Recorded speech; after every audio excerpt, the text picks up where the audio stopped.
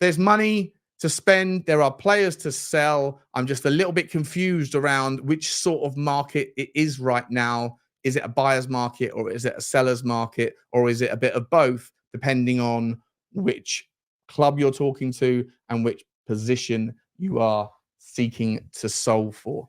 Yes, guys, how you doing? Welcome back to the Spurs Talk Show. I'm Sean Butler. Bugsy Malone is obviously not here because we're not outside. We're back at the desk. She's downstairs. It's raining. I hope you're all keeping yourselves out of trouble on this Saturday morning, enjoying the start to the Euros. Germany put Scotland to the sword. Guys, do me some favors like you always do. I really, really appreciate it. Smash the like button. I think every video in the last 2.5 weeks has got over 1,000. Some have got over 2,500. It's just mad support from you guys, and I really appreciate it. I only ask because it helps the channel find new people. Guys, this is going to be a really long upload, but I promise you there's like 25 different things we've got to talk about.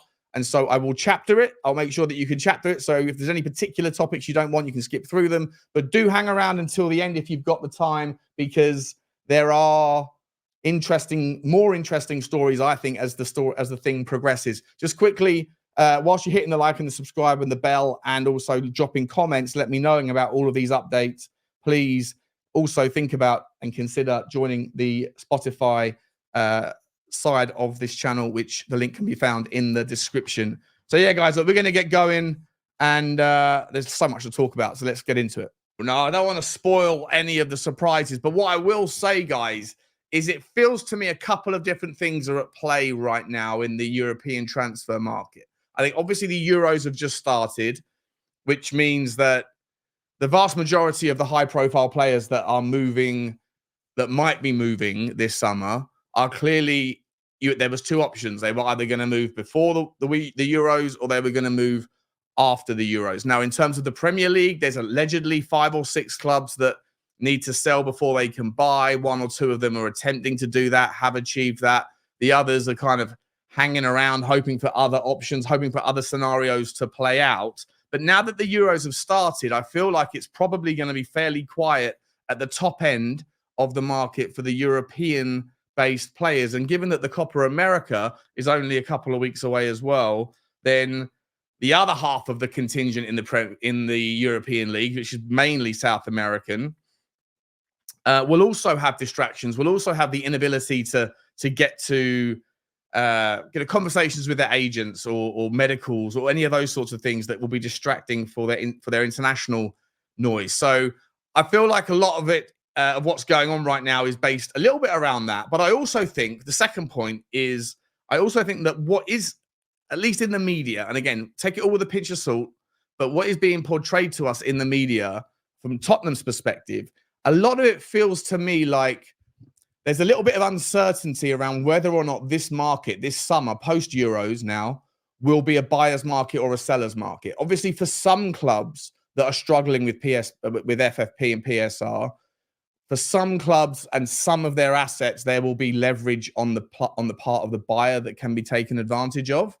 But in other areas, for other teams who don't suffer from those financial problems, they will look at the market in certain positions and will assume that there are far more buyers than there are sellers of high-profile players for high-profile positions. And I'll give you the striker option as the best example. There's a lot of good strikers out there, a lot of strikers that were already presumed to be available and on the market for the right price, but several of them have come out and either said that they're not leaving their club, that they're happy at, in the case of, say, Benjamin Sesko, which has made Arsenal turn and change direction to someone else, and that someone else will likely be someone that we were looking at, or that Aston Villa are looking at, or that one of the never-ending number of other clubs are looking at.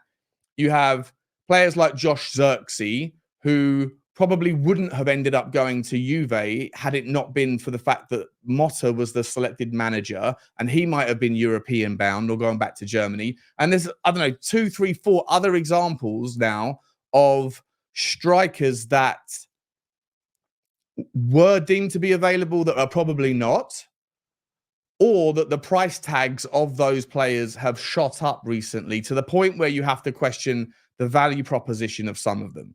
For example, I'm going to start with an Evan Ferguson story that's emerged from Football Insider.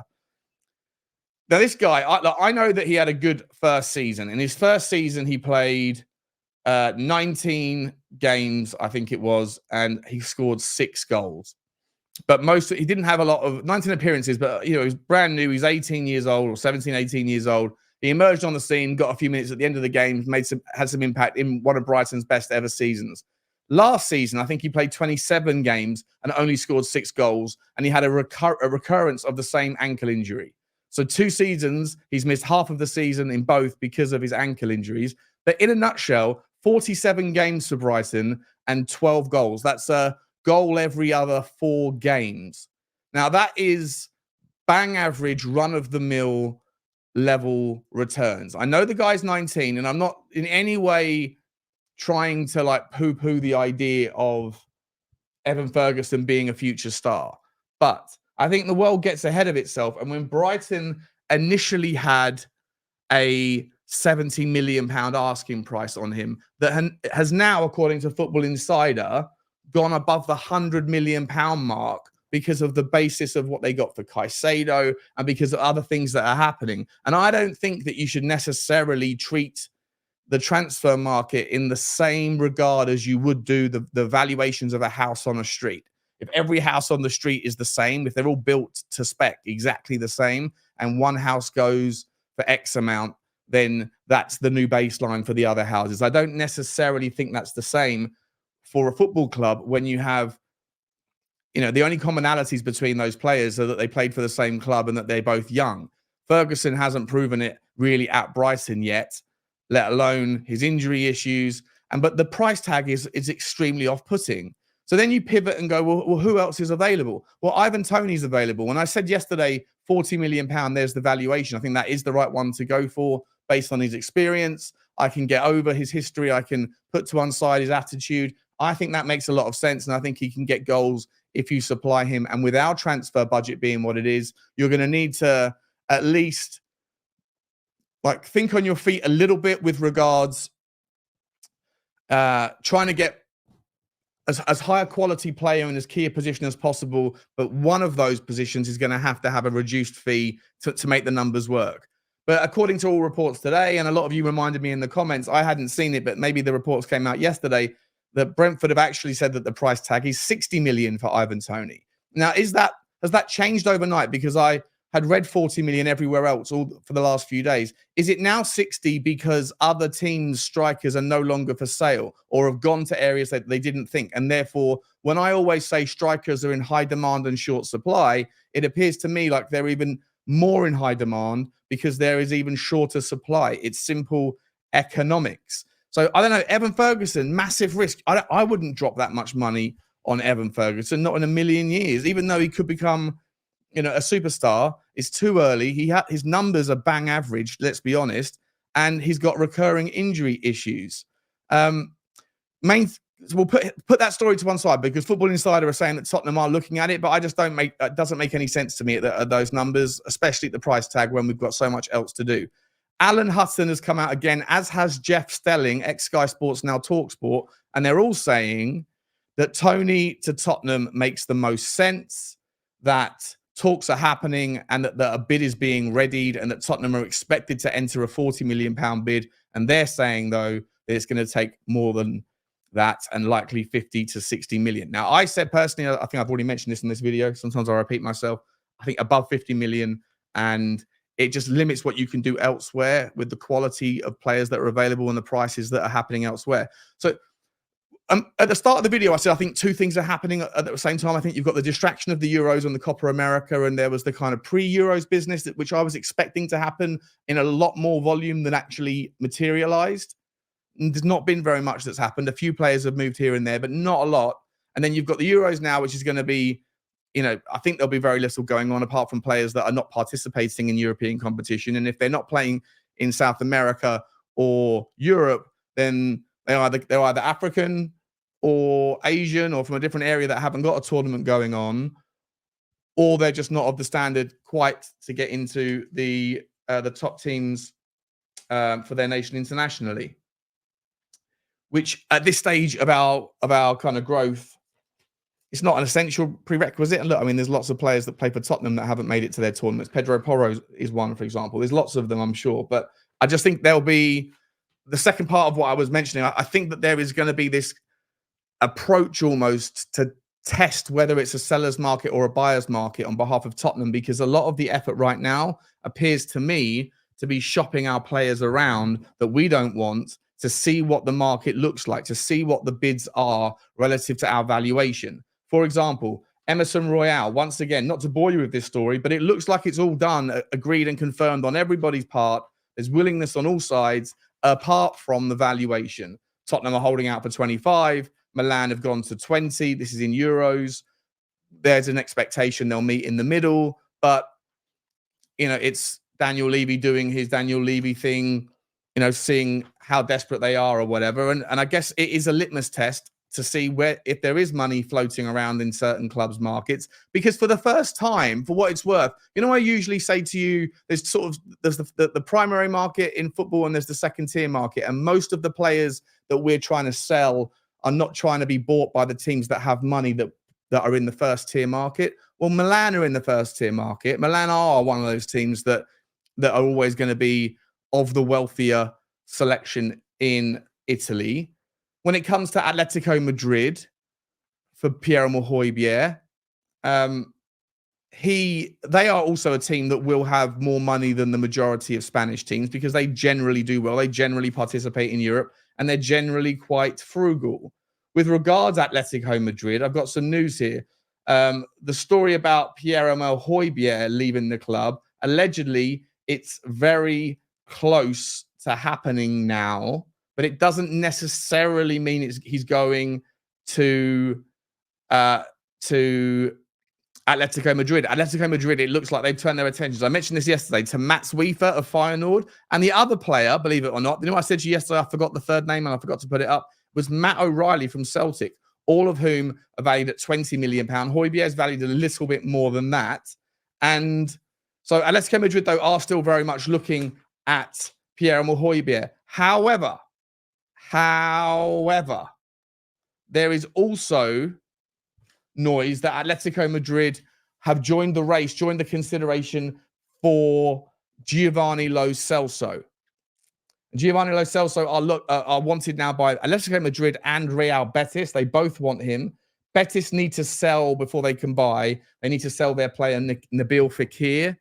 And of course, you've got Aston Villa lurking in the background, but because of Aston Villa's recent business, I'm not sure that's necessary anymore. So we're hoping that Gio Lo Celso will get a bid from Atletico Madrid or Real Betis. If Lo Celso does want to go to Madrid, Atletico Madrid, does that mean then that that Hojbjerg, it won't be going there? Not that they compete in positional areas, but just because the budgets, maybe Atletico don't have the budgets for that. I believe this is what Tottenham might be doing. They're focusing on seeing what the market looks like to determine whether or not the baseline concept coming out of Europe right now is we don't have enough money to pay your asking price. And that may then shape their transfer bidding strategy for the players that are in Europe that are of interest to Tottenham a little bit later on. With regards Piere Emile Hojbjerg, just whilst I'm on the topic of him, Ignacio, I'm going to butcher his name, Consardi, I think it is, apparently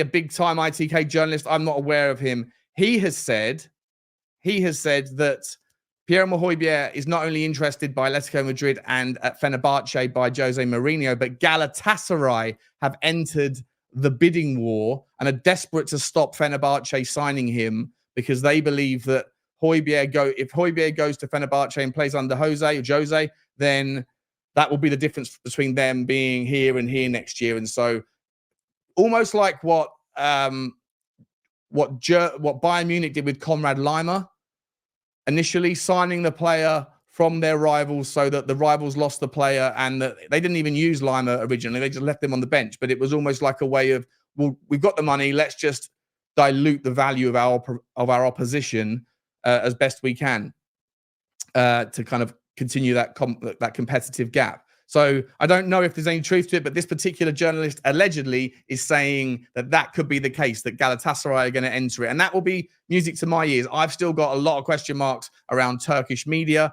I don't trust it. Every time I've mentioned them and the deals are done for the goalkeepers and all that stuff in the past, if you remember, I have been mudded. So I don't trust Turkish media, and on top of that, I would also be incredibly surprised if Piere Emile Hojbjerg was willing to move to Turkey. Again, no disrespect to Turkey. It's not intended. It's just that Hojbjerg has made it very clear that he wants to play at the highest level for the highest clubs. And I don't know if he considers the Turkish league to be part of that pool of options. Without those pools of options, the market for Hojbjerg, the interest for Hojbjerg from clubs that he deems valid and worthy of him is very small. It's kind of like going into a nightclub when you have, at best, a 6 out of 10 face, and you're putting on your worst clothes, not your Sunday best, it's your Tuesday night worst, and you're walking around, and there's options. You could probably still snag a lady to go home with, but you're holding out for that 10 out of 10 who's at the private table with all of the models and the good-looking boys and the guys who goes to the gym. You can hope, but at some point, reality is going to slap you in the face. And I do worry a little bit whether or not that reality looks like him not leaving and him still being here at the end of the window, unless something changes. And if something does change, then great. But you know what? In terms of links to who would be a replacement for him, well, I've got a new, well, not a new name, but a name I haven't mentioned before, a name that I put on my top 10 DM list, the players that Tottenham should consider. And he is, of course, Amadou Onana from Everton. The guy's only 22 years old. So when I criticize Amadou Onana, I am baking in the fact that he's a kid, just like Pape Sarr, just like, you know, you have to give these guys time to develop. His physicality is insane. His movement, his mobility is incredible. His tackling is sublime. All of the defensive nature of what we would like to see in a 6 is brilliant. His passing isn't that bad. It's not great. It's not in the top, you know, not the very best of all the 6s out there, which would have to be worked on. But for me, my main issue with Amadou Onana is that he's a game changer at times, and he can save Everton and get them out of trouble and recover the ball and dispossess and be the transitional pivot and the catalyst, and wonderful things can happen. And that's why I put him on the list. So I do rate him. However, my biggest concern about him is his concentration. I think he goes a little bit missing at times. I think he sort of just is drifting away on a different planet. He's forgetting things, and it's cost Everton. And that's why when I said on Henry's show last night, Arsenal are in for him. If Arsenal want to replace Thomas Partey with Amadou Onana, and the money that they want for him is apparently £50 million, I wouldn't care if he went to Arsenal, because whilst he'd be a good player 75% of the time, when you're Arsenal and the difference between you winning the league or not is a couple of points here or there, or literally a couple of moments, a couple of mistakes here or there, then I think Amadou Onana has got those mistakes in him. And so I wouldn't be that worried if he went to Arsenal, because I think his weaknesses would cost enough points to limit their progress. However, or limit that kind of the needs to go that final extra inch. But for Tottenham, I actually do think he fits us very well, as long as he can improve on some of the areas that he's not a kind of a top tier at yet. But he's 20, he's very good. However, £50 million is a lot of money for a team that are desperate to sell, that have to sell. And I don't think they'll get anything like that for him, because I know that the 777 partners thing is just around the corner. MSP Capital are looking for their cash out, and Everton are in a real pickle. So you can ask for 50, but people know there's leverage there. And the fact that Daniel Levy is the leverage utilizer in chief, he loves to go into negotiations with leverage. That doesn't surprise me that we are linked with him. Reminds me a little bit of like of Fellaini, you know, Marouane Fellaini, the ex-Everton player, in terms of his physicality. He's very, very strong. And sometimes that's what you need in, I think, part of what Tottenham's midfield is lacking is a combative element to it. People like Roddy Bentancur, people like Hojbjerg, Lo Celso, Maddison, whoever it is, even Pape Sarr, at times we can get bullied a bit in that midfield. And if you lose the midfield battle, you often lose the game. We've seen it so many times this season. And so, for me, someone like Onana, for what Tottenham are trying to achieve, I think makes sense. Not so much for Arsenal, but for us, I think it is. And I know that sounds like a weird thing to say, but I hope you understood the method to my madness. Let me carry on. There's still a lot to get through here, guys.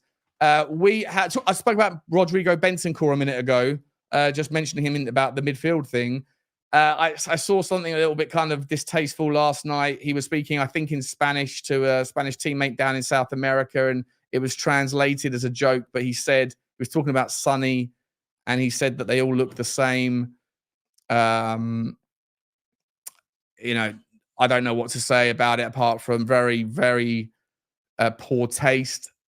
It is a joke. He said it's a joke. That I've seen the scenario. They were kind of laughing and joking. He has apologized and sent a personal message to Sonny saying, I love you. I'm so sorry. It was just a joke. And look, I'm not sure what the consequences could be for that, because you can't really interpret it in any other way than it was. It might have been in jest. It still has racist connotations for sure. And listen, there might be cultural differences in South America than there are around other places. I don't. It's a tricky topic. It's just a shame. It's a real shame, and I hope that Sonny accepts his apology, and I hope that we can all move past it. But if there are consequences for Bentancur for saying it, then I can understand as well, because you can't be saying that sort of thing. Update on KUBO. We spoke about KUBO yesterday. Apparently, they got a £60 million asking price. The rumours yesterday that were coming out were that Tottenham had actually bid £50 million, so nearly 60 million anyway, 60 million euros, and it was rejected by Sociedad. The truth is, this morning, apparently, that there wasn't a bid for £50 million. It hasn't arrived. It's being considered by Tottenham alongside United and Liverpool and many others around Europe.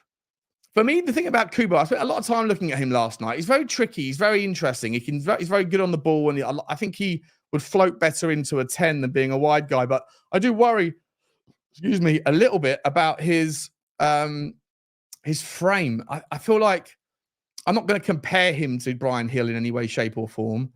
But in terms of the Premier League doesn't have any issues with taking advantage of people's vulnerabilities, and I would argue that one of the vulnerabilities of KUBO is his size and his frame and his stature. I don't know whether or not he's got sort of some level of superhuman strength. Like Luka Modric, people criticized him for that, but he figured it out by riding tackles, by knowing how to use his body weight. I don't know if KUBO can or not. I don't know him well enough, but Bryan Hill never figured it out, and I don't particularly want to see us go after him at that cost unless that question mark is answered.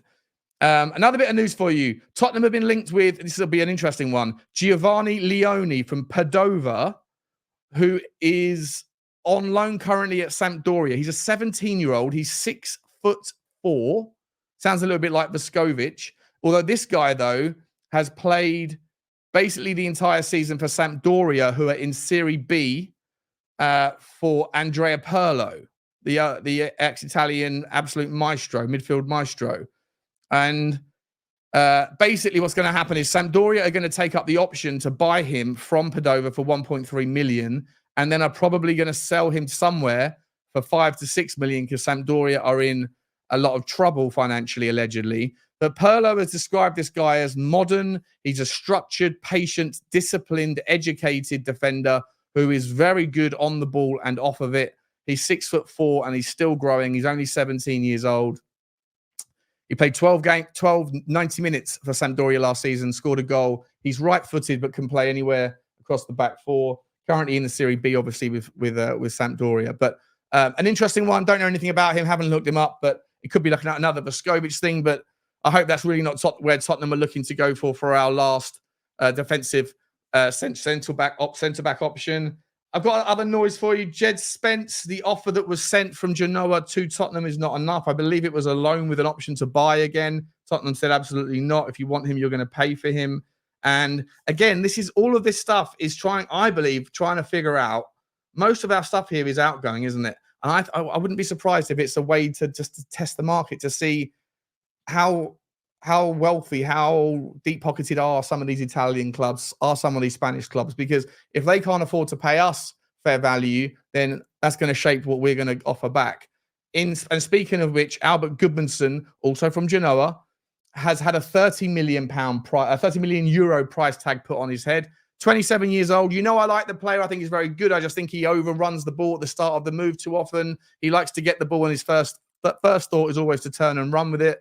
And he's very, very good when he does, by the way. He's very good at it, but I just feel like that sort of thing will be predictable, and he'll get man-marked in the Premier League very quickly, and then he'll have to adapt, and I don't know if he adapts. So that's my question mark. His stats, when he was in Serie B for Genoa, 36 games played, 11 goals, 1 in 3. He then came up to Serie A last season, and he improved. 37 goals, 37 games, 16 goals. So the level of the step up has suited him. He is 27, so he's a late bloomer. There is that problem with his with the kind of the investigation around whatever happened to him with regards some lady, and that is also a concern. You hope there's nothing to see there, but you don't know. Archie Gray, big story. This is out of The Athletic, so this one comes with a lot of credibility. Apparently, Tottenham are very much interested in Archie Gray. Dortmund are the only other team that are really showing a lot of interest. 18 years old, 44 appearances last season in the Championship for Leeds. He's homegrown. He really counts. He obviously covers 2 birds with 1 stone, right back and a central midfielder. They want £50 million for him. I say absolutely no way is he worth £50 million. It's ludicrous and ridiculous. And this, again, is examples of just like the valuations of clubs that think they've got a gem, even though they're desperate for money. Leeds have got £100 million of debt they've got to pay off. Maybe they think they can do half of that with their gem. Maybe, I don't know. But they also want Joe Rodon, and they also want Ollie Skipp. And apparently Ollie Skipp yesterday sent a genuine message to Daniel Farke saying, well, I'm not sure what he said. I couldn't see the message, but he recently reached out to Daniel Farke because they played together at Norwich, or he managed him at Norwich. So to me, maybe there's something there. Like, we don't need as many midfielders as we're getting if we're going to be getting Eze in and someone else, you know, these other players. If Archie Gray comes in as well, then he can play DM. He's a number 6 or a midfielder, maybe, and he's homegrown. So if you were to lose Ollie Skipp, yes, you've got the homegrown issue, but you're replacing him with Archie Gray, so that solves for itself. Is there a way that we could do the most complicated deal of all time? You know, player plus cash swap deals are ridiculously complicated anyway, because you have so many parties involved, lawyers, agents, family members from 2-3 different parties now, plus the selling club, plus you have to value which one is which, you know, of the valuation, how much is each player worth, what's the structural payments look like. They're incredibly complicated. That's why they rarely happen. Can you foresee something happening similar, but this time a triple player, a Rodon plus Skipp plus, say, 10 million for Archie Gray? They get 2 players that will up their level, almost guarantee them then into the Premier League next season. And we get Archie Gray, who can play right back behind Pedro Porro, and, of course, can slot into the central midfield role when he's ready. And he's already ready, but he'll be more ready in a couple of years' time. Despite all the rumors last night that Tammy Abraham is off, and that there's no interest in Tammy Abraham, and the club have distanced themselves, and so have everybody. The Telegraph have come out this morning and said that is a smokescreen, and that it's in fact very much on. So I've got no idea where we are with that one.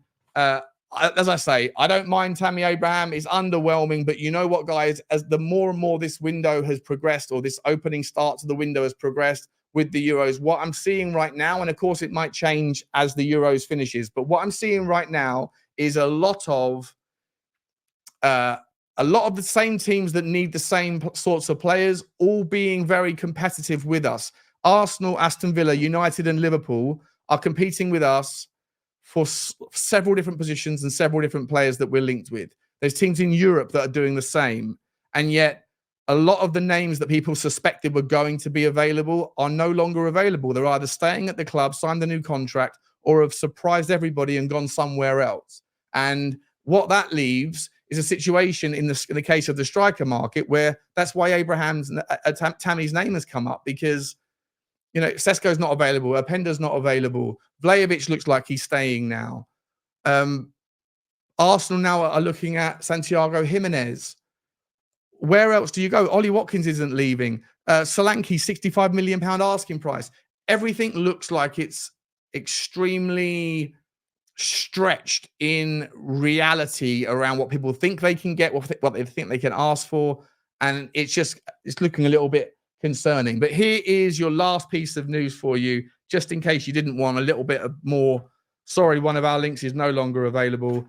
Buongiorno, the final left-sided, left-footed centre-back of all of our initial links that didn't work out, has also decided to stay where he is, and his club have come out and said he is not for sale, which essentially leaves us, when I look through the Y Scout tool and try to find left-footed, left-sided centre-backs that are somewhat available or probably available, that don't cost a fortune because it won't chew up too much budget, I'm not seeing too much.